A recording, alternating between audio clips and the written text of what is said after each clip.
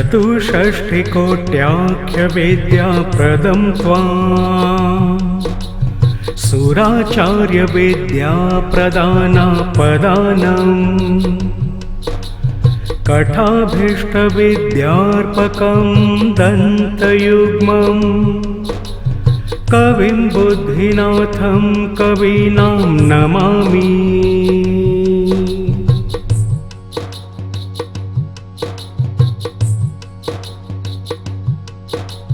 स्वनाथं प्रधानं महाविघ्ननाथं निजेच्छाविसृष्टाण्डवृन्देशनाथं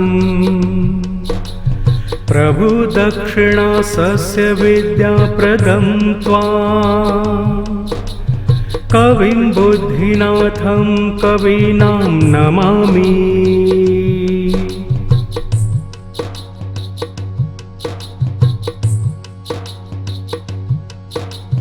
विभो व्यासशिष्यादिविद्याविशिष्ट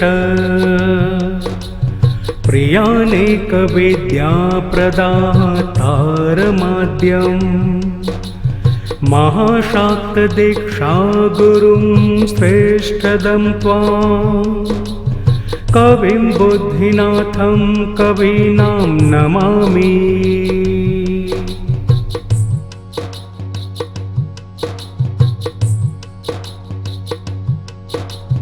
विधात्रे त्रयीमुख्यवेदांश्च योगम् महाविष्णवे चाग्माञ्जशङ्कराय दिशं तं च सूर्याय विद्यारहस्यम् कविं बुद्धिनाथं कवीनां नमामि।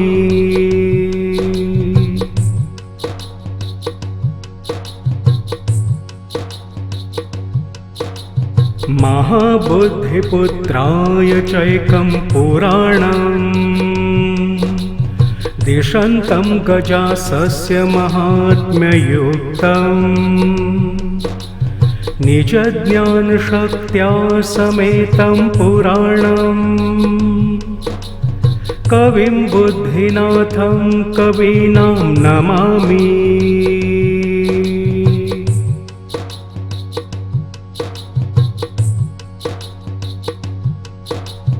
त्रयीशीर्षसारं रुचानेकमारं रमाबुद्धिदारं परं ब्रह्मपारं सुरस्तोमकायं गणौघाधिनाथं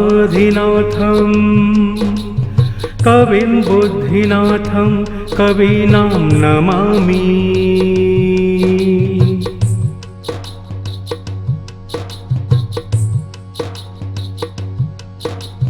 चिदानन्दरूपं मुनिधेयरूपं गुणातीतमीशं सुरेशं गणेशं धरानन्दलोकादिवासप्रियं त्वां कविं बुद्धिनाथं कवीनां नमामि।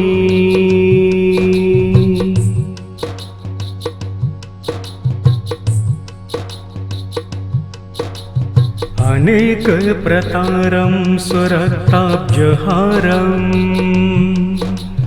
परं निर्गुणं विश्वसद्ब्रह्मरूपं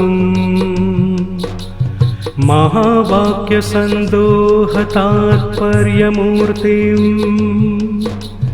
कविं बुद्धिनाथं कवीनां नमामि।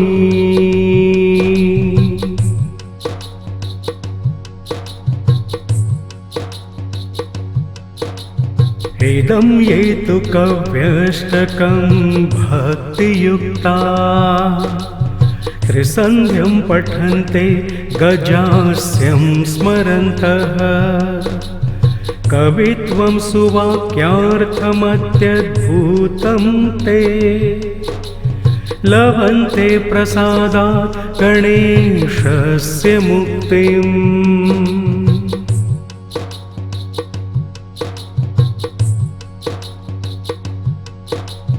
इति वाल्मीकिकृतं गणेशस्तवं समाप्तम्।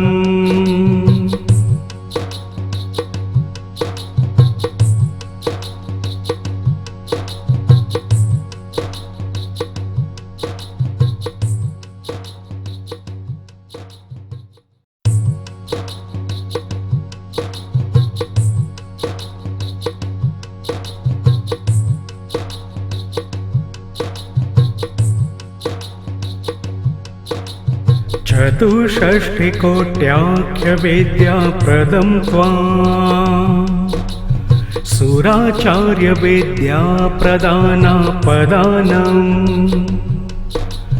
कठाभीष्टविद्यार्पकं दन्तयुग्मं कविं बुद्धिनाथं कवीनां नमामि।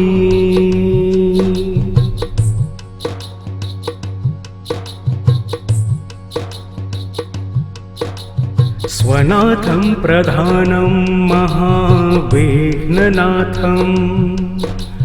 निजेच्छाविसृष्टाण्डवृन्देशनाथं प्रभुदक्षिणासस्य विद्याप्रदं त्वां कविं बुद्धिनाथं कवीनां नमामि।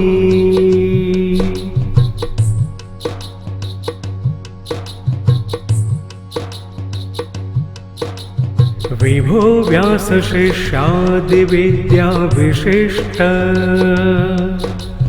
प्रियानेकविद्याप्रदातारमाद्यं महाशाक्तदीक्षा गुरुं श्रेष्ठदं त्वां कविं बुद्धिनाथं कवीनां नमामि।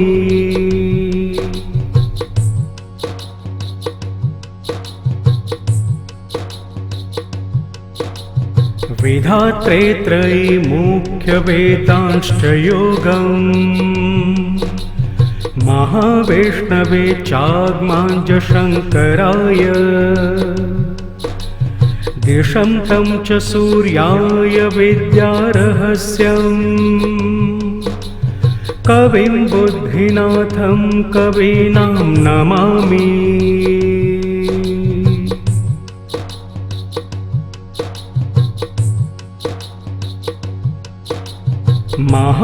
महाबुद्धिपुत्राय चैकं पुराणम् दिशन्तं गजासस्य महात्म्ययुक्तम् निजज्ञानशक्त्या समेतं पुराणम् कविं बुद्धिनाथं कवीनां नमामि।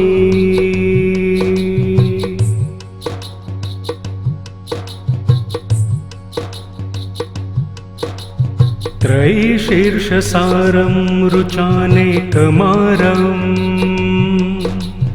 रमाबुद्धिदारं परं ब्रह्मपारं सुरस्तोमकायं गणौघाधिनाथं कविं बुद्धिनाथं कवीनां नमामि।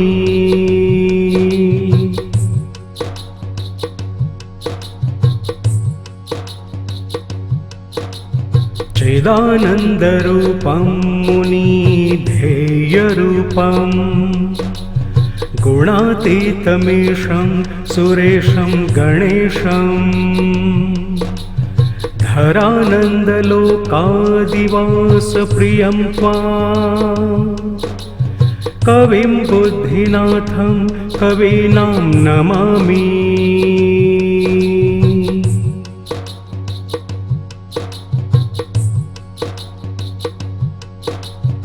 अनेकप्रतारं स्वरक्ताब्जहारं परं निर्गुणं विश्वसद्ब्रह्मरूपं महावाक्यसन्दोहतात्पर्यमूर्तिं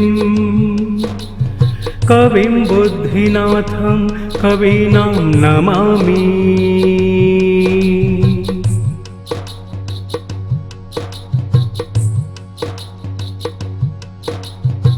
इदं ये तु कव्यष्टकं भक्तियुक्ता त्रिसन्ध्यं पठन्ते गजास्यं स्मरन्तः कवित्वं सुवाक्यार्थमत्यद्भुतं ते लभन्ते प्रसादात् गणेशस्य मुक्तिम्।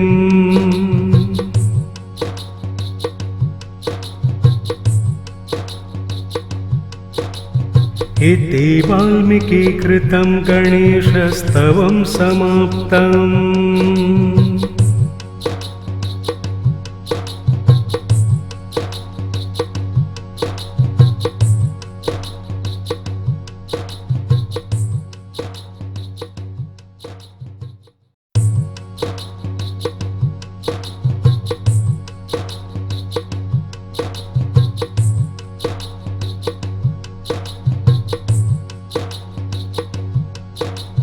चतुष्षष्टिकोट्याख्यविद्याप्रदं त्वां सुराचार्यविद्याप्रदानापदानम् कठाभीष्टविद्यार्पकं दन्तयुग्मं कविं बुद्धिनाथं कवीनां नमामि।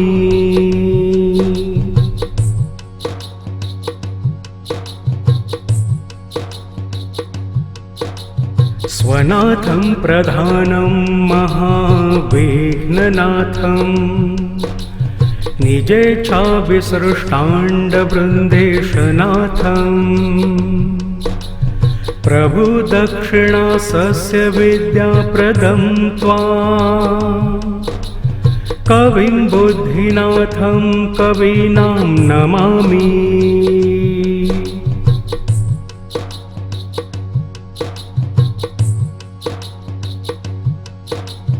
विभो व्यासशिष्यादिविद्याविशिष्ट प्रियानेकविद्याप्रदातारमाद्यं महाशाक्तदीक्षा गुरुं श्रेष्ठदं त्वां कविं बुद्धिनाथं कवीनां नमामि।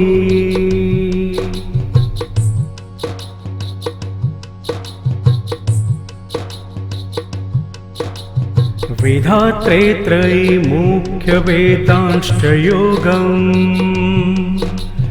महावैष्णवे चाग्माञ्जशङ्कराय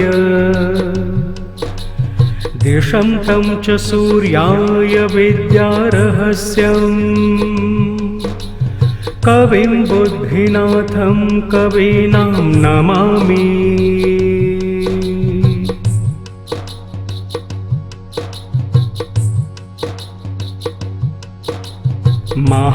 महाबुद्धिपुत्राय चैकं पुराणम्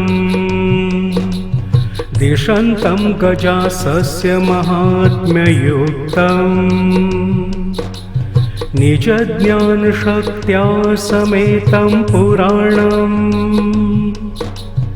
कविं बुद्धिनाथं कवीनां नमामि।